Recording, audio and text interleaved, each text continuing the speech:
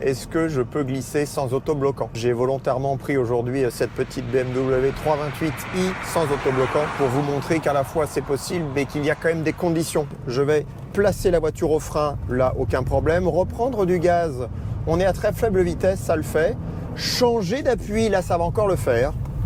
En revanche, sur la fin de dérive où je vais chercher à prolonger ma dérive, là ça y est, je ne peux plus. Ma roue arrière intérieure est en gros patinage et ne me permet pas de prolonger la dérive.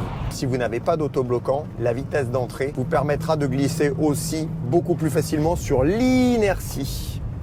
Et la reprise de gaz ne fera que prolonger légèrement la dérive. En conclusion, pour faire glisser une voiture sans autobloquant, vous allez devoir réduire l'adhérence au sol. 1. En ayant une piste mouillée, c'est plus simple. 2. Avec des pneus de très mauvaise qualité pour limiter justement le grip.